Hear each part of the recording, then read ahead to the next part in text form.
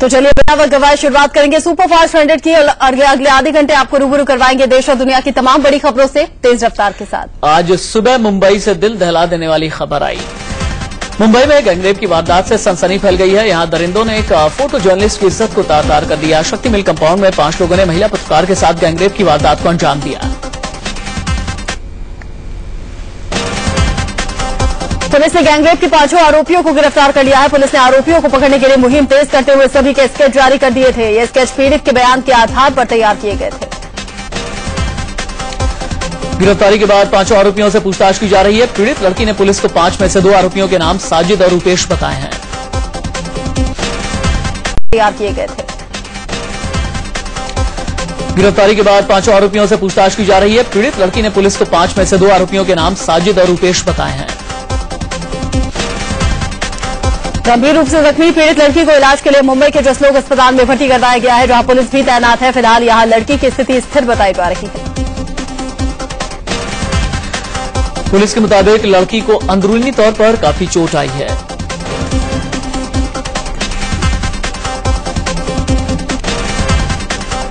Lok Sabha speaker Meera Kumar ने rape की वारदात की कड़ी शब्दों में निंदा की है। शिवसेना नेता संजय राउत ने गैंगरेप को लेकर लॉ एंड ऑर्डर पर सवाल खड़े किए हैं। शॉकिंग है बहुत। जब मैंने ये समझा कि लड़की है फोटो जर्नलिस्ट और उसको वर्ली के शक्ति मिल में उसके ऊपर गैंगरेप हुआ है। 2 दिन पहले पुणे में नरेंद्र दाभोलकर की हत्या हुई। अब मुंबई में इस लड़की पे गैंगरेप हुआ। तो सरकार का लॉ एंड ऑर्डर का कोई अस्तित्व नहीं दिख रहा है। कानून का कोई डर नहीं है। और महिला आयोग के अध्यक्ष ममता शर्मा ने भी गैंगरेप की निंदा की है। दिल्ली की घटना भी ठंडी नहीं हुई थी और उसके बाद ये एक जो नया गैंगरेप सामने आया और वो भी मुंबई में, क्योंकि जब भी मैं मुंबई जाती हूँ तो वहाँ लोग ये कहते हैं कि कंपैरेटिवली यहाँ महिलाएं सुरक्षित है, लेकिन एक पत्रकार के साथ ऐसा होना बड़ा दुर्भाग्यपूर्ण है। इधर राजधानी दिल्ली में भी रेप की सनसनीखेज वारदात सामने आई है। यहां उत्तम नगर इलाके में 3 दरिंदों ने एक महिला को अपनी हवस का शिकार बनाया। पिस्टल की नोक पर डरा धमकाकर नवविवाहिता से गैंगरेप किया गया। बदमाशों ने नौकरी दिलाने के बहाने से महिला को बुलाया और डरा धमकाकर उसके साथ गैंगरेप किया। रेप की पुष्टि होने के बाद पुलिस ने मामला दर्ज कर 2 आरोपियों को गिरफ्तार कर लिया है, जबकि तीसरा आरोपी फरार है। हरियाणा के बल्लभगढ़ की रहने वाली महिला की हाल ही में शादी हुई थी। कुछ महीने पहले जब वो हनीमून मनाने मसूरी गई तो वहां उसकी दिल्ली के नजफगढ़ के रहने वाले 3 लोगों से मुलाकात हुई। यहीं से महिला और 3 लोगों की फोन पर बात शुरू होने लगी। आरोपियों ने महिला को नौकरी देने के नाम पर दिल्ली के द्वारका मोड़ पर बुलाया। यहां वो महिला को कार में बिठाकर एक प्रॉपर्टी डीलर के ऑफिस में ले गए, जहां रेप की वारदात को अंजाम दिया गया। 2G घोटाला मामले में आज अनिल अंबानी की पत्नी टीना अंबानी की गवाही होनी है। इससे पहले कल सीबीआई को दिए गए बयान से अनिल अंबानी पलट गए थे। अनिल अंबानी ने कोर्ट में कहा कि सीबीआई ने मेरा क्या बयान लिया मुझे पता नहीं। हरियाणा के मानेसर में मारुति प्लांट में हिंसा मामले में आरोपी कर्मचारियों पर गुड़गांव की जिला अदालत ने आरोप तय कर दिए हैं। 18 जुलाई 2012 को कंपनी के कर्मचारियों और मैनेजमेंट के बीच में हिंसक झड़प हुई थी। झड़प में senior HR head Avnish Kumar की मौत हो गई थी। आसाराम बापू पर लगे इल्जाम बेहद संगीन है, लिहाजा बापू ने आरोपों पर सत्संग के दौरान सफाई दी। जोधपुर आश्रम में मैं था ही नहीं। मेरा प्रोग्राम था उतने ही दिन में जोधपुर आश्रम था। जिन दिनों की फरियाद है उन दिनों में जोधपुर आश्रम में मैं था ही नहीं। आरोपों से घिरे बापू ने सारा ठीकरा मीडिया के सर फोड़ दिया है। और आपको टीआरपी बढ़े ऐसा कोई मसाला चाहिए तो मैं कुछ न कुछ क्या बोलूं, आप ही बताओ तो कुछ बोल दो। और आपने वो बापू ने ऐसा बोल दिया। अब आसाराम को ये बताना ही होगा कि वो निर्दोष है। उनके पर जिस पॉक्सो कानून के तहत मुकदमा दर्ज किया गया है उसमें उनका बचना बेहद मुश्किल लग रहा है। आसाराम बापू पर नाबालिग लड़की के यौन शोषण के लगे आरोप भारी पड़ सकते हैं। जोधपुर पुलिस किसी भी वक्त उनसे पूछताछ कर सकती है। यहां तक कि उनकी गिरफ्तारी की संभावनाएं भी जताई जा रही है। आसाराम पर सियासी तलवारें खिंच गई हैं। उमा भारती के बयान पर कांग्रेस सांसद प्रभात ठाकुर ने तीखा हमला बोला।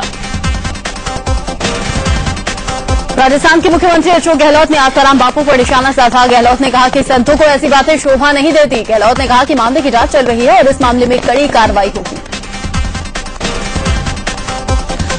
आसाराम बापू के समर्थन में दिए गए बयान पर कांग्रेस ने उमा भारती को घेरा तो उनके सुर भी थोड़े बदल गए। उन्होंने कहा कि जांच के बाद अगर बापू दोषी साबित हुए तो वो खुद उन्हें सजा देंगी। राजस्थान की महिला आयोग के अध्यक्ष लाट कुमारी जैन ने कहा जिसको लोग भगवान की तरह पूछते हो वो अगर ऐसी हरकत करता है तो शर्म की बात है। उन्होंने पीड़ित से मिलकर मामले की कड़ी कार्रवाई का भरोसा दिया। आसाराम बापू पर यौन शोषण का आरोप लगाने वाली लड़की नाबालिग है। यूपी की रहने वाली पीड़ित लड़की मध्य प्रदेश के छिंदवाड़ा में स्थित बापू के गुरुकुल में ही 12वीं की छात्रा है। आरोपी के छिंदवाड़ा गुरुकुल में लड़की की तबीयत खराब हुई जिसके बाद इलाज के नाम पर झाड़ फूक और अनुष्ठान का झांसा देकर उसे जोधपुर के पास स्थित आसाराम बापू के एक आश्रम में भेजा गया जहां आसाराम बापू ने लड़की का शारीरिक शोषण किया। आसाराम पर यौन शोषण के आरोप लगने के बाद अब लोग उनके खिलाफ सड़कों पर उतरने लगे हैं। पंजाब के पटियाला में लोगों ने आसाराम के खिलाफ विरोध प्रदर्शन किया और उनके पोस्टर को जलाकर अपना गुस्सा जताया। अमिताभ बच्चन की आवाज को लेकर बने फर्जी वीडियो को यूट्यूब पर अपलोड करने वाले उत्पल रजनी ने माफी मांगी है। उत्पल ने कहा अगर मोदी या अमिताभ को इस वीडियो के चलते ठेस पहुंची है तो माफी मांगते हैं। अब आपको असली और नकली वीडियो दिखाते हैं। पहली तस्वीर असली है जो साल 2007 की है। इसमें लीड इंडिया नाम के विज्ञापन में अमिताभ बच्चन ने आवाज दी है, जबकि दूसरे वीडियो में आवाज तो अमिताभ बच्चन की है लेकिन वीडियो को किसी ने गलत तरीके से एडिट किया है। अमिताभ बच्चन ने इस फर्जी वीडियो के मामले में कार्रवाई की मांग की है। गुजरात के मुख्यमंत्री नरेंद्र मोदी ने भी नकली वीडियो बनाने वाले दोषियों के खिलाफ कार्रवाई करने के लिए कहा है। अमिताभ के फर्जी वीडियो पर मचे विवाद पर अमर सिंह ने भी प्रतिक्रिया दी है। समाजवादी पार्टी के पूर्व नेता अमर सिंह ने कहा कि अमिताभ हमेशा विवादों से भाग जाते हैं। उनके साथ इस तरह की करतूत निंदनीय है। अमिताभ बच्चन ऐड विवाद राजनीतिक रूप लेने लगा है। एनसीपी ने अमिताभ पर निशाना साधते हुए कहा कि अमिताभ पैसे के लिए कुछ भी कर सकते हैं, उनकी नीयत साफ नहीं है।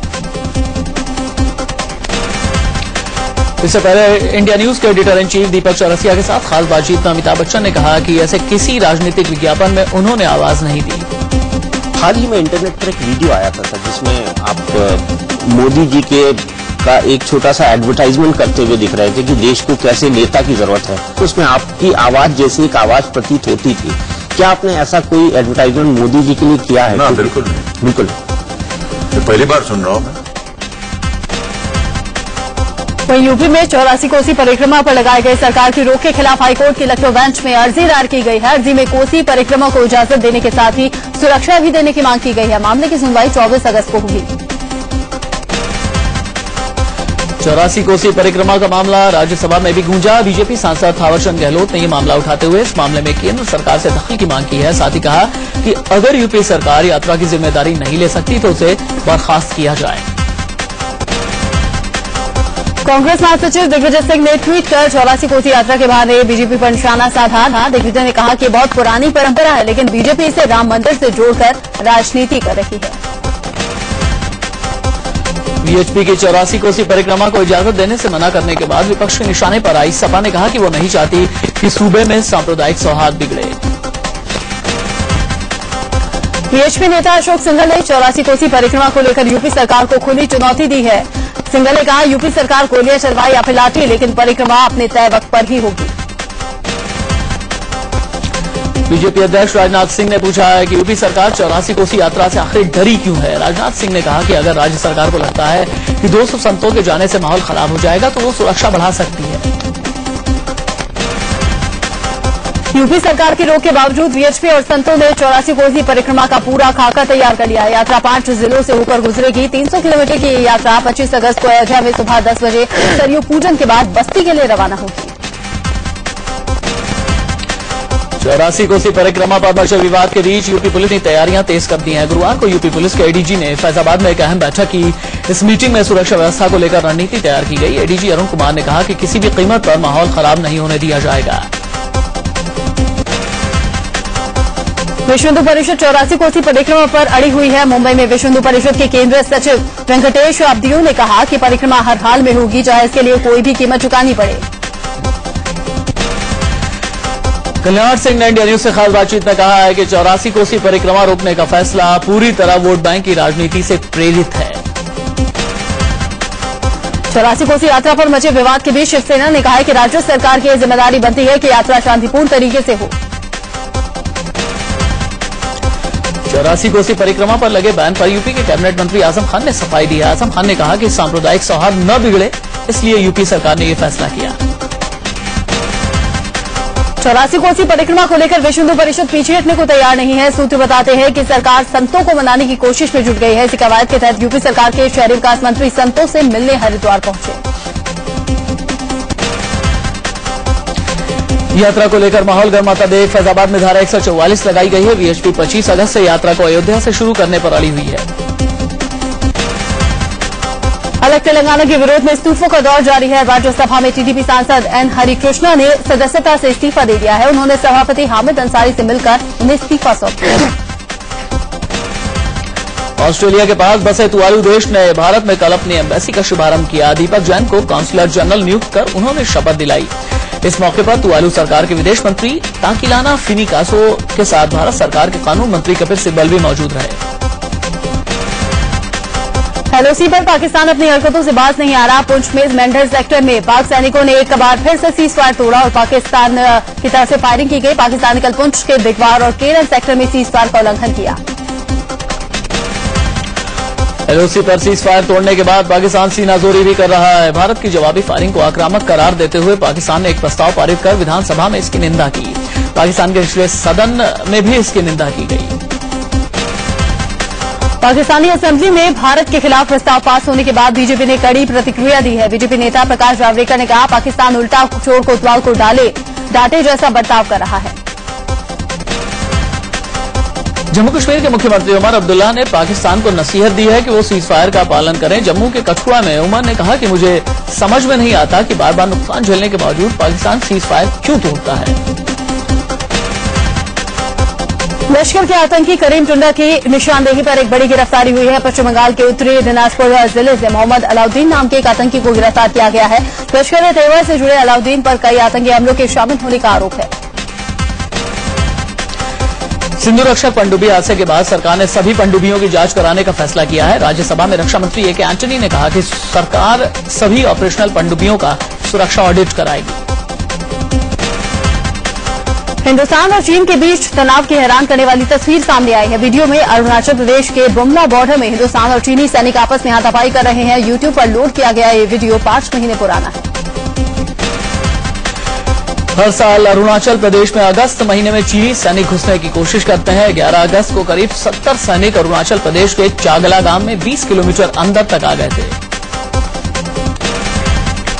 रुपए की खस्ता हालत पर वित्त मंत्री पी चिदम्बरम ने कहा कि घबराने की जरूरत नहीं है। रुपए में जल्द ही स्थिरता आएगी। एक प्रेस कॉन्फ्रेंस में वित्त मंत्री ने कहा कि घबराने की जरूरत नहीं, सरकार स्थिति में सुधार लाने की कोशिश कर रही है। रुपए में लगातार हो रही गिरावट पर बीजेपी ने केंद्र सरकार की नाकामी को लेकर सवाल उठाए हैं। दिल्ली के ग्रेटर कैलाश इलाके में लुटेरों ने घर में घुसकर लूट की वारदात को अंजाम दिया। लूट के वक्त घर में 3 लोग मौजूद थे जिन्हें बदमाशों ने बंधक बना लिया और करीब 65 लाख का सामान लूटकर फरार हो गए। यूपी के मुरादाबाद में नशे में धुत एक इंस्पेक्टर वर्दी की मर्यादा ही भूल गया। शहर कोतवाली का सब इंस्पेक्टर सर्वेश शराब के नशे में मीडिया कर्मियों से उलझ गया और मारपीट पर उतारू हो गया।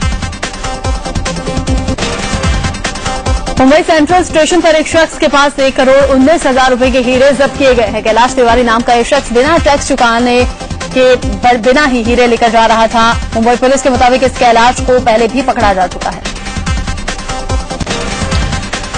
दही हांडी के आयोजन को लेकर मुंबई पुलिस ने अलर्ट जारी किया है। पुलिस के मुताबिक आतंकी भीड़ का फायदा उठाकर हमला कर सकते हैं। कुछ दिन पहले आईबी ने भी दही हांडी को लेकर अलर्ट जारी किया था। मेरठ में आजम खां के कार्यक्रम से पहले जबरदस्त हंगामा हुआ। यहां एक दंपति सर्किट हाउस में आजम खां से मिलकर अपना दुखड़ा सुनाना चाहता था, लेकिन पुलिस उन्हें मंत्री से मिलने नहीं दे रही थी। पति पत्नी को जबरदस्ती सर्किट हाउस से खदेड़ दिया गया। लालू प्रसाद यादव के राष्ट्रीय जनता दल में इन दिनों सब कुछ ठीक नहीं चल रहा। पार्टी के अंदर मुस्लिम नेताओं ने खुद को नजरअंदाज करने का मुद्दा उठाया है। बिहार आरजेडी के प्रवक्ता इकबाल मोहम्मद ने पूछा कि आखिर क्यों पार्टी में रघुवंश प्रसाद सिंह के कद का कोई मुस्लिम नेता नहीं है। बीजेपी सांसद नजमा हेपतुल्ला ने दिल्ली के विवेक विहार में हुए मां बेटी के मर्डर मामले को राज्यसभा में उठाया। नजमा ने कहा कि देश की राजधानी दिल्ली में रहने में उन्हें डर लगता है क्योंकि वो भी अपने घर में अकेले रहती हैं। राजधानी में बढ़ रहे अपराधों को लेकर दिल्ली बीजेपी प्रदेश अध्यक्ष विजय गोयल ने पुलिस कमिश्नर बीएस बस्सी से मुलाकात की। गोयल ने कमिश्नर से कहा कि दिल्ली में बढ़ रहे अपराधों से लोगों को डर लगने लगा है। दिल्ली में गुरुवार की रात एक सड़क धंस गई। इंडिया गेट से कनॉट प्लेस की ओर जाने वाले इस रास्ते पर 10 फीट गहरा गड्ढा हो गया। रात 9:30 बजे के करीब एक बस यहां से गुजर रही थी। बस के गुजरते ही सड़क धंस गई। दिल्ली सरकार ने एक बार फिर प्याज के दाम बढ़ने के संकेत दिए हैं। दिल्ली सरकार में मंत्री राजकुमार चौहान ने कहा कि मध्य प्रदेश और महाराष्ट्र में प्याज की जमाखोरी हो रही है। ऐसे में हो सकता है कि सप्लाई कम होने की वजह से प्याज के दाम एक बार फिर बढ़ जाएं। दिल्ली की मुख्यमंत्री शीला दीक्षित ने महंगे प्याज पर ज्यादा कुछ न बोलने से इनकार कर दिया। शीला ने कहा कल क्या होगा है कि सप्लाई कम होने की वजह से प्याज के दाम एक बार फिर बढ़ जाएं। दिल्ली की मुख्यमंत्री शीला दीक्षित ने महंगे प्याज पर ज्यादा कुछ न बोलने से इनकार कर दिया। शीला ने कहा कल क्या होगा मैं कुछ नहीं कह सकती। आज से दिल्ली बुक फेयर की शुरुआत हो रही है। दिल्ली बुक फेयर के 19वें एडिशन की थीम है libraries and readership. Delhi book fair में इस बार ई बुक्स भी नजर आएंगी। मध्य प्रदेश के नरसिंहपुर में बड़ा हादसा हुआ। यहां तेज बारिश से हुए भूस्खलन के मलबे में दबकर 11 लोगों की मौत हो गई। मलबे से 11 लोगों के शव निकाले जा चुके हैं। कई और लोगों के मलबे में दबे होने की आशंका है। राहत और बचाव का काम जारी है। मध्य प्रदेश के सीहोर जिले में नर्मदा नदी उफान पर है। इसके चलते तटीय इलाकों में बसे दर्जनों गांव में बाढ़ का पानी घुस गया है। इनका मुख्यालय से संपर्क भी छूट गया है, जिससे यहां के लोगों को भारी परेशानी उठानी पड़ी है। सीहोर जिले में आए बाढ़ के चलते रास्ते बंद हो गए हैं। उन पर पानी भर गया है। जिन रास्तों पर कभी मोटरसाइकिल और गाड़ियां दौड़ा करती थी वहीं अब नावें चल रही हैं और नावों के जरिए ही लोग आना जाना कर रहे हैं। पूर्वी मुंबई के ईस्टर्न फ्रीवे पर भूस्खलन से जाम लग गया। फायर ब्रिगेड और एमएमडीआरए ने आनन फानन में कार्रवाई करते हुए सड़क को दुरुस्त किया। आवाजाही में दिक्कत होने पर गुस्साए लोगों ने प्रदर्शन भी किया। गुड़गांव के बसई इलाके में जबरदस्त बवाल हुआ। अवैध निर्माण तोड़वाने गई नगर निगम की टीम पर हमला बोल दिया गया। गुस्साए लोगों ने नगर निगम के ज्वाइंट कमिश्नर की कार फूंक दी। साथ ही 2 सरकारी गाड़ियों को भी आंखें वाले कर दिया। 3 जेसीबी और 12 गाड़ियों में भी तोड़फोड़ की गई। महाराष्ट्र के कोल्हापुर में लड़कियों से छेड़खानी करने वाले लड़कों की पुलिस ने जमकर धुनाई की। महिला एडिशनल एसपी और डिप्टी एसपी ने गर्ल्स कॉलेज के बाहर खड़े 150 लड़कों को हिरासत में लेकर पूछताछ भी की। दिल्ली के चाणक्यपुरी इलाके में सड़क हादसे में एक शख्स की मौत हो गई। बताया जा रहा है कि गाड़ी का ड्राइवर नशे के हालत में था और सड़क पर तेज रफ्तार से गाड़ी चला रहा था। डिवाइडर के ऊपर से चढ़कर एक पेड़ से गाड़ी जा टकराई। हादसे के पीछे बैठे शख्स की मौत हो गई। दिल्ली के कैंट इलाके में एक कार और स्कूल वैन के बीच हुई टक्कर में 3 लोग घायल हो गए। एक मोटरसाइकिल सवार भी इस हादसे की चपेट में आकर जख्मी हो गया। तेज रफ्तार को हादसे की वजह बताया जा रहा है। दिल्ली कैंट इलाके में ही एयरपोर्ट के पास एक और हादसा हुआ। यहां एक स्कूल बस और कार के बीच में टक्कर हो गई। हालांकि इस हादसे में कोई जख्मी नहीं हुआ। कानपुर देहात में हुए एक सड़क हादसे के दौरान एक ही परिवार के 3 लोगों की मौत हो गई। यह हादसा उस समय हुआ जब एक तेज रफ्तार ट्रक ने मोटरसाइकिल को टक्कर मार दी। वाराणसी में एक भीषण सड़क हादसे में 5 लोगों की मौत हो गई। यहां चौबेपुर थाना इलाके में रोडवेज की बस और टेम्पो के बीच में सीधी टक्कर हो गई। हादसे में आधा दर्जन लोग जख्मी हुए। बस के ड्राइवर और कंडक्टर मौके से फरार हो गए। उत्तर प्रदेश के फिरोजाबाद में एक साधु को मासूम बच्ची से रेप के आरोप में गिरफ्तार किया गया। 7 साल की पीड़ित बच्ची साधु के पास खेलने के लिए गई थी। गंभीर हालत में बच्ची को आगरा मेडिकल कॉलेज में भर्ती कराया गया। गाजियाबाद में एक रिटायर्ड सूबेदार ने सेल्फ डिफेंस में अपने घर में घुसे बदमाश को गोली मार दी, जिससे उसकी मौके पर ही मौत हो गई। बताया जा रहा है कि इलाके के लोग चोरी की वारदात से परेशान थे। पुलिस पड़ोसियों से पूछताछ कर रही है। पटना के शिवपुरी इलाके से एक हैरान करने वाली खबर सामने आई है। यहाँ एक महिला 5 दिनों तक एक बंद कमरे में अपने भाई की लाश के साथ बैठी रही। आसपास के इलाके में बदबू फैलने के बाद लोगों को इस बात की जानकारी मिली। पुलिस ने दरवाजा तोड़कर महिला को बाहर निकाला। बिहार के नवादा जिले में दहेज के लिए ससुराल वालों ने हैवानियत की सारी हदें पार कर दी। दहेज के लिए यहाँ एक महिला के कान में तेजाब डाल दिया गया। महिला के परिजनों ने केस दर्ज करा दिया है। फिलहाल ससुराल वाले घर छोड़कर फरार हैं। पटना के एक अस्पताल में पीड़ित का इलाज जारी है। जालंधर में प्यार में पागल युवक ने अपनी ही मां का कत्ल कर डाला। पुलिस का कहना है कि युवक अपनी प्रेमिका से शादी करना चाहता था, लेकिन उसकी मां इसका विरोध कर रही थी। पुलिस ने आरोपी दिलप्रीत को गिरफ्तार कर लिया है। असम के सोनितपुर जिले में एक गैंडा रिहायशी इलाके में घुस गया। काजीरंगा नेशनल पार्क से भटक कर आए इस गैंडे ने स्थानीय लोगों पर हमला बोल दिया। करीब 12 घंटे की मशक्कत के बाद वन विभाग की टीम इस गैंडे को वापस जंगल में भगाने में कामयाब हो पाई। डिस्कस थ्रोअर कृष्णा पुनिया को इस बार खेल रत्न नहीं मिलेगा। खेल मंत्री जितेंद्र सिंह ने राष्ट्रीय खेल पुरस्कारों से जुड़ी फाइल को मंजूरी देकर सभी तरह के अटकलों पर विराम लगा दिया है। इंग्लैंड में अपनी फॉर्म वापसी की जद्दोजहद में लगे गंभीर पहले दिन फेल रहे। एसेक्स की तरफ से खेलते हुए गंभीर ने 31 रन बनाए। दुनिया के सबसे अमीर क्रिकेट बोर्ड बीसीसीआई को साल 2012-2013 में 350 करोड़ रुपए की आय हुई है, जबकि उसका रेवेन्यू 950 करोड़ रुपए रहा। और बीसीसीआई ने साल 2011-2012 में 382 करोड़ रुपए का मुनाफा कमाया था।